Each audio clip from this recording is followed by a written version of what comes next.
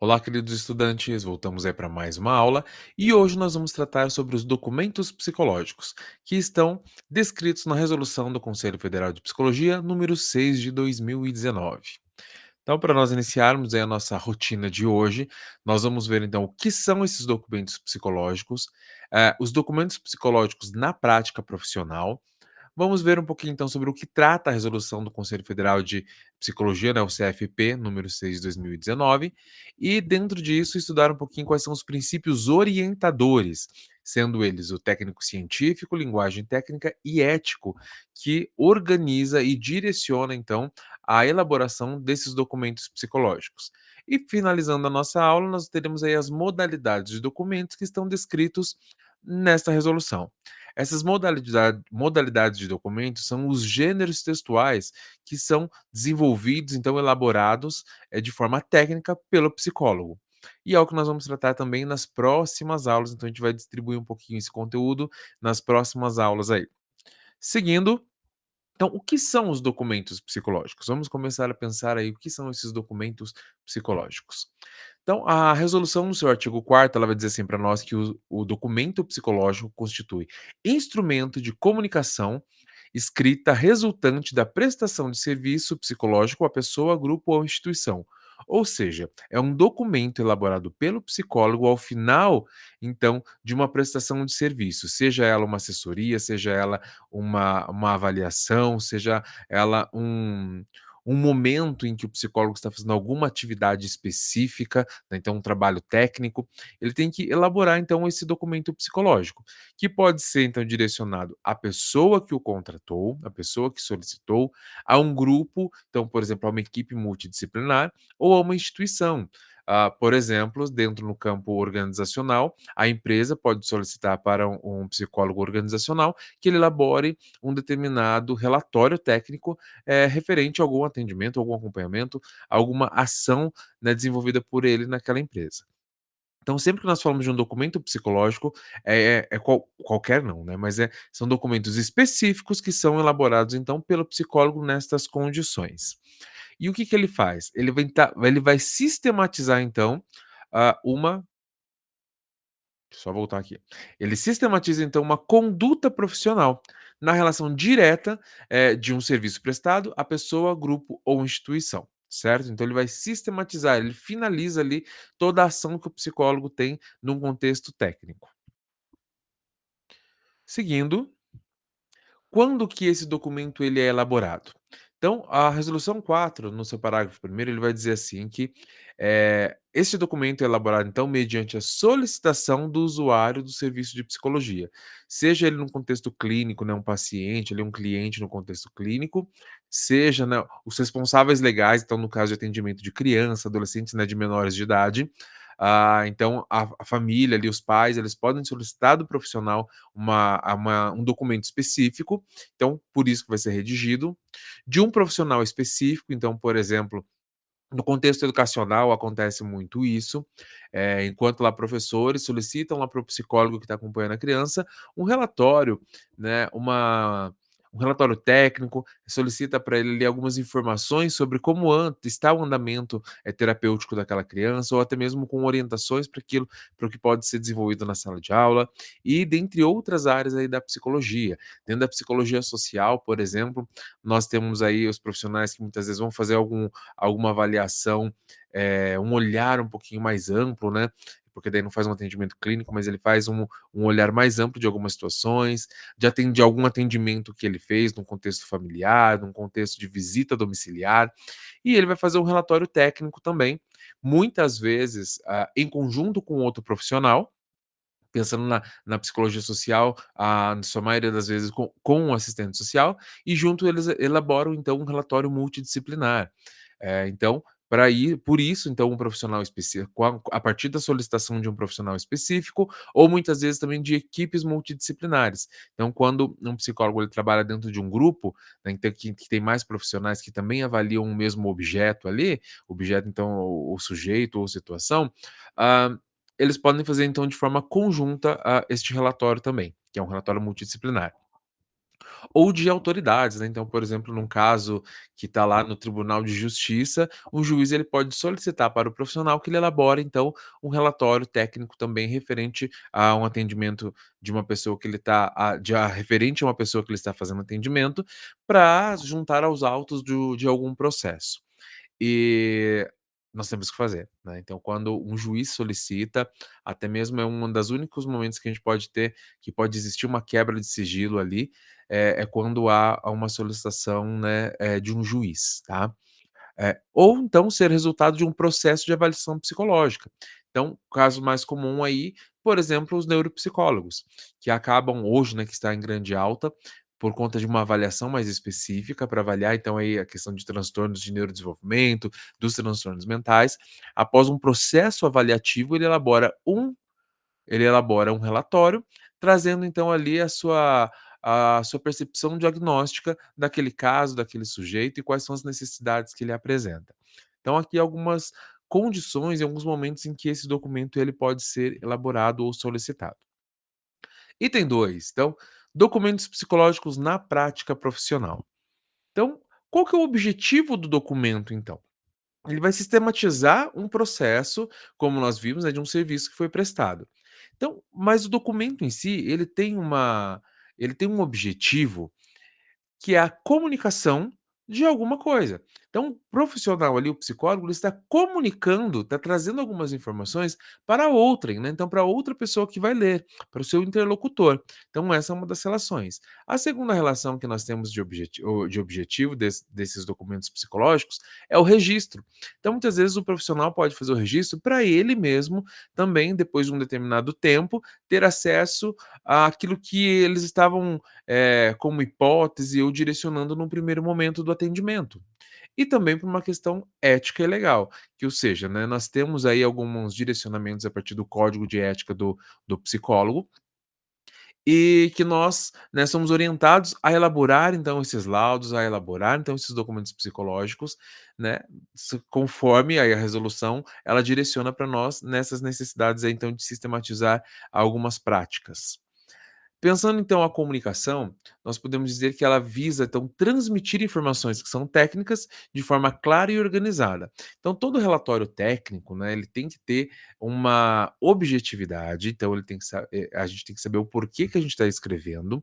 Então ter uma linha coerente de escrita, eu não posso escrever só coisas da minha cabeça, né, a partir das vozes da minha cabeça. Eu tenho que ter um texto que seja claro, objetivo, organizado e com as informações técnicas também dispostas de uma forma que o meu interlocutor vai compreender aquilo que eu estou escrevendo. E aí lembrando nas nossas aulas do bimestre passado, a questão dos termos técnicos. Então, claro que nós vamos utilizar termos técnicos, mas sempre que necessário também explicar o que eles significam, então, para o nosso interlocutor.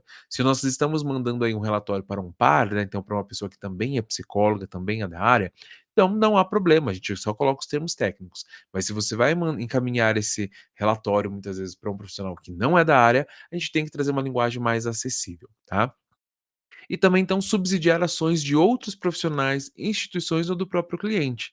Ou seja, quando você trabalha num contexto clínico, em conjunto com outros profissionais que não do mesmo espaço, da mesma clínica, então, por exemplo, a criança que está em atendimento com você e também com uma fonoaudióloga. Então, a fonoaudióloga pode solicitar para o profissional psicólogo ali algumas informações em relação àquela criança que ela pode ter dúvida, que pode auxiliar ali no processo de avaliação e de acompanhamento dela. Então você vai fazer um relatório técnico e direcionar para essa profissional. Então por isso, né, esses profissionais aí, subsidiar ações de outros profissionais, tá. A questão do nosso registro, né. Então o registro ele é para o quê? Documentar o trabalho que foi realizado.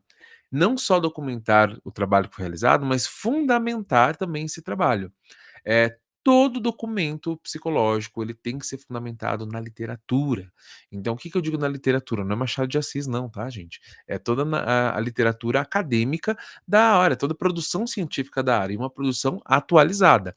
Não posso utilizar como referência, muitas vezes, um artigo científico lá de 1900 e bolinha, salvo, né, ele tem ali elementos que são, altamente relevantes e validados pela comunidade científica. Então a gente pode utilizar, né. Porém, entretanto, todavia, a gente vai sempre buscar, artigos científicos, a gente vai buscar materiais que possam fundamentar a nossa visão, nossa avaliação, a partir de algo que é recente, que está sendo publicado, produzido cientificamente, academicamente, de forma mais recente, tá. Geralmente nós buscamos aí até 5 anos, anteriores, então nós estamos em 2025, o ideal seria documentos aí, a materiais de fundamentação de 2020 para cá. E o contexto ético e legal. Então, cumprir normativas, como eu falei para vocês, tanto, cumprir normativas para garantir o direito, né, então, do nosso consulente ali, do nosso cliente que está buscando um serviço, como também, né, nos proteger, legalmente de qualquer problema que possa vir a acontecer futuramente. Então, por exemplo, você pode ter um cliente que vai te processar falando que você falou determinada coisa, que você fez isso, que você fez aquilo. Se você tem os registros, né, desses documentos, esses documentos psicológicos, se você tem um registro feito de uma forma coesa, clara, objetiva, dentro dos preceitos que as resoluções nos trazem, belezinha, não tem problema algum. Você está respaldado ali a partir da sua documentação. Porém, entretanto, todavia, se você não faz, aí você pode ter alguns problemas, né. Lembrando aqui que os documentos, o prontuário do nosso paciente, ele deve ser guardado pelo profissional ou pela instituição, no mínimo aí 5 anos após a finalização do acompanhamento, tá. Então, por exemplo, se, eu estou fazendo um acompanhamento, eu paro hoje de fazer acompanhamento e não volto mais fazer acompanhamento com esse profissional, daqui para 5 anos tem que ser guardado então, e num lugar que não permita, eh, outras pessoas xeretinhas ir lá fuçar esses documentos. Até mesmo porque tem informações que são sigilosas, informações referente à saúde mental do nosso paciente e outras informações muitas vezes que são sensíveis. Então não é algo que possa ter livre acesso aí de pessoas, somente os profissionais que estão atendendo a aquele sujeito, tá?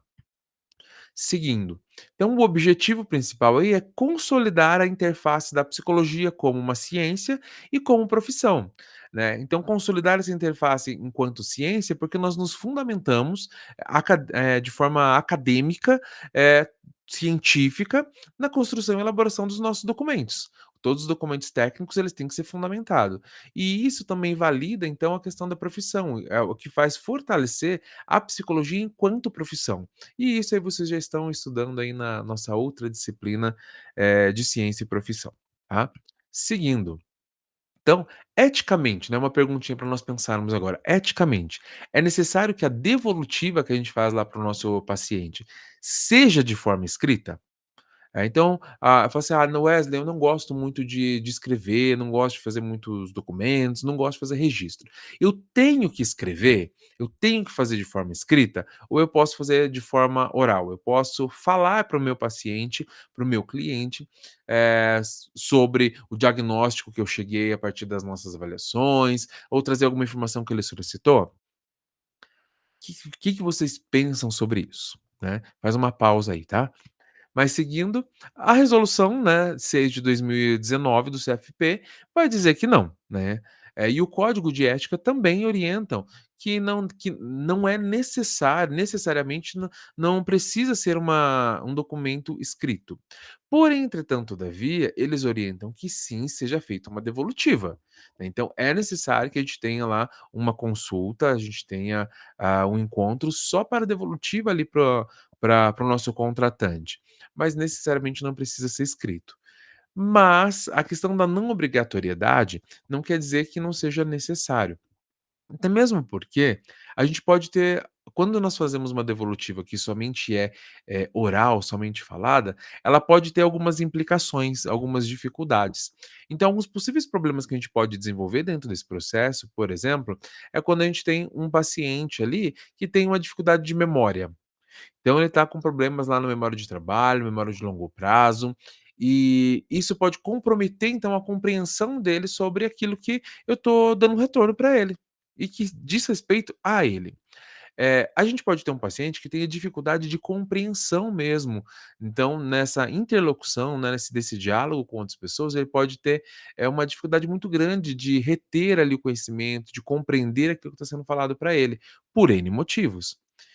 Então, Por isso se faz interessante que a gente também desenvolva um documento que seja escrito, né, justamente para atender essas demandas e necessidades do nosso sujeito.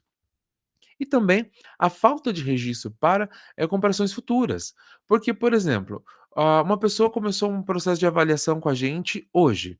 Então nós fizemos todo um processo de avaliação, aí daqui uns 2 meses você consegue chegar num diagnóstico que não é cristalizado, né, que não é definitivo, mas que, representa o sujeito naquele momento, e depois disso você não faz nenhum registro, e aí começa a fazer alguns acompanhamentos, algumas intervenções. Daqui 1 ano você vai reavaliar esse sujeito. E aí será que você vai lembrar de tudo aquilo que você observou, esse ano? Agora? Hoje? Não, provavelmente não. Daqui 1 semana a gente já não vai lembrar mais. Então por isso que é importante para nós, buscarmos também esse registro escrito para mantermos ali sempre atentos àquilo que está sendo desenvolvido, àquilo que eu estou pensando, as hipóteses que eu estou criando dentro do processo de avaliação e intervenção com o meu consulente, tá joia?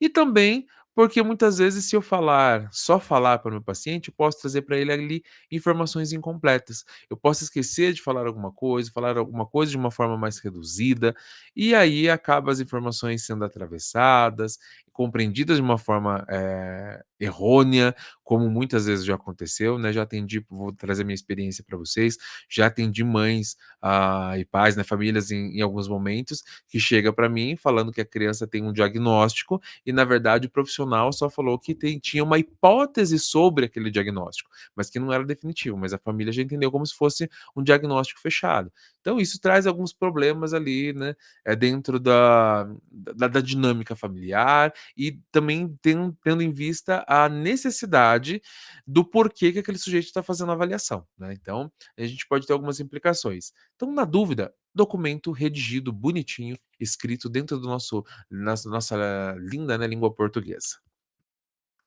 E a nossa essa resolução então do CFP número 6 de 2019.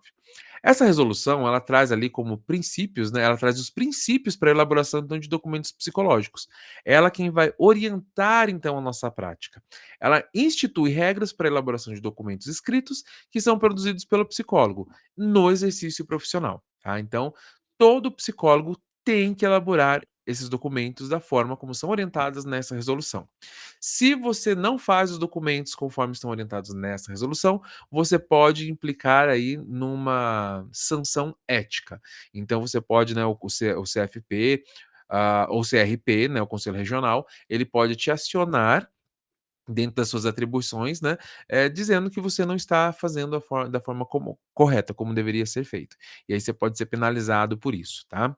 Inclusive, dependendo da gravidade, até mesmo muitas vezes perder o seu registro no conselho, perdendo então a possibilidade de atuar como profissional psicólogo.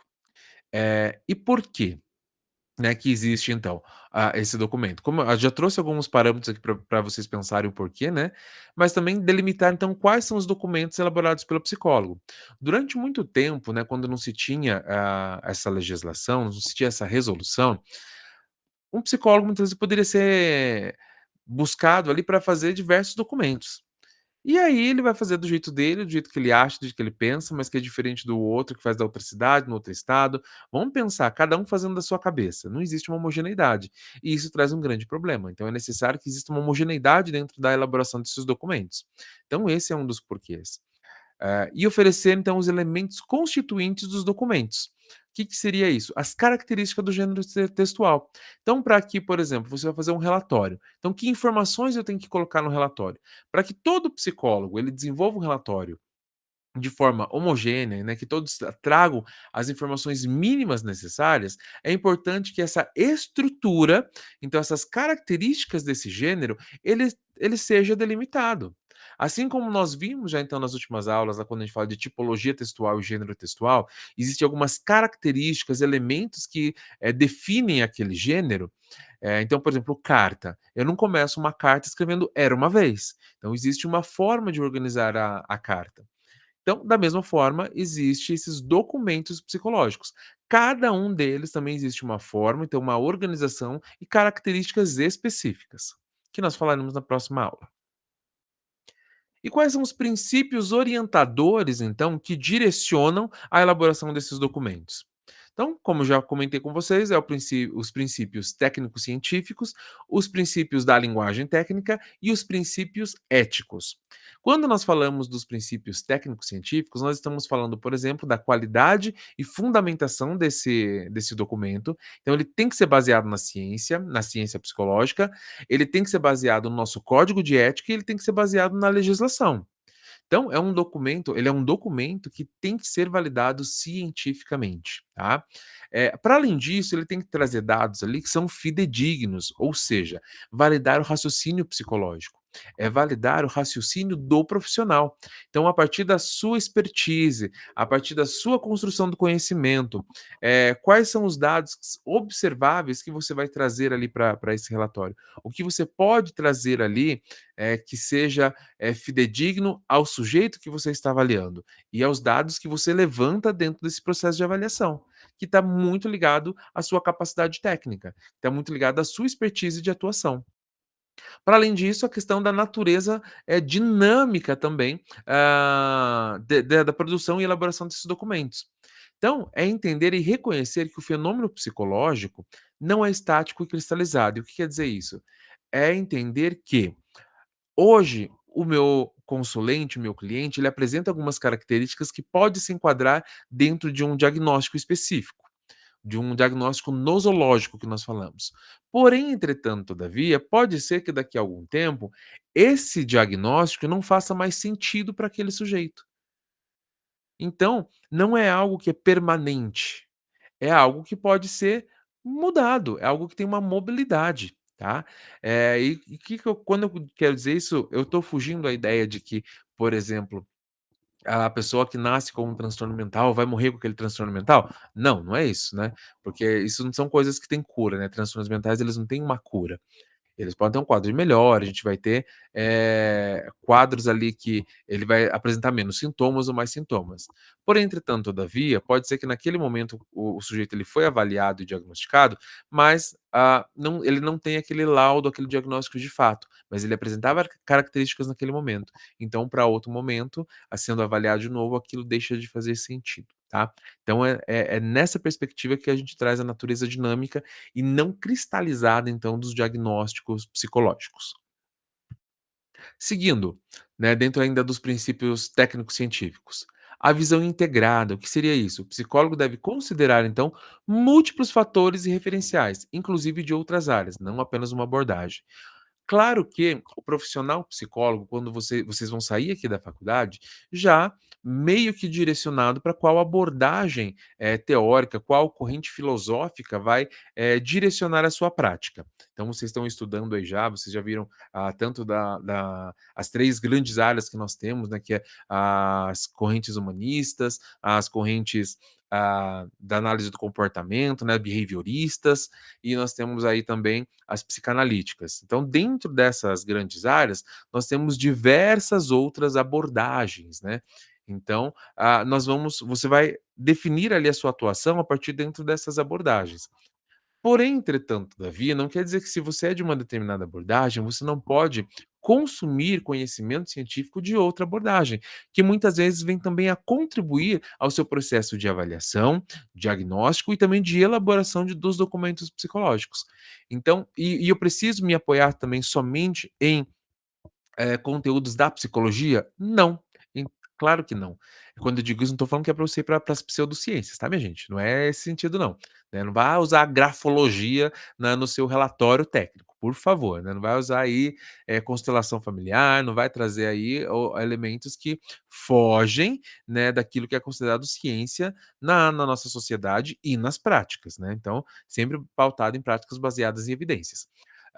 Porém, entretanto, todavia, você pode pegar, por exemplo, informações, você pode trazer ali, eh, alguns conhecimentos que são de outras áreas, então, por exemplo, da antropologia, da sociologia, da filosofia, que é de onde nós saímos, e por aí vai, né. Então, outras áreas que possam contribuir ali para a elaboração desses documentos psicológicos, tá. Então, é sempre olhando a psicologia na relação com as outras ciências também. E Ainda dentro dos princípios técnicos científicos, métodos reconhecidos, né, então como eu já falei para vocês, né, a gente vai utilizar, dentro das abordagens aquilo que é possível, né, e científico ali para a gente desenvolver nosso processo de fundamentação, mas também outros materiais e recursos que podem ser utilizados, dentro da prática profissional. Então, entrevistas, testes, observações dinâmicas, escalas e, né, inventários, e ainda temos uma infinidade de possibilidades de instrumentos para avaliação, tá? E aí no decorrer do curso a gente vai aprendendo isso. Pensando agora na linguagem técnica. Então, dentro da linguagem técnica, aqui eu não preciso nem me ater muito, porque já é uma cobrança que a gente tem desde lá do ensino médio, né? Mas é bom, sempre bom reforçar. Primeiro, a questão de precisão e clareza, né? Então, eu tenho que expor toda a minha produção de um relatório, ele é uma dissertação. Você está trazendo, você está dissertando sobre um tema e você está defendendo um posicionamento ali dentro, né, desse relatório técnico. Pensando em ter um relatório, né. Então ele precisa ser preciso, porque ele precisa trazer as informações de forma pontual e ele precisa ser claro, objetivo. Expor então esse raciocínio de forma compreensível. Compreensível para você? Sim, e também compreensível para quem vai ler.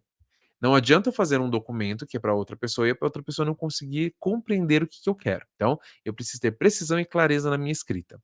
Sequência lógica, então a articulação das ideias, ela precisa ser coerente. Não dá para eu começar falando de cabeça e falando de pé e depois voltar para falar de braço. Então, tem que ter um encadeamento lógico dentro da minha escrita, uma organização textual, que me permita compreender aquilo que eu estou lendo.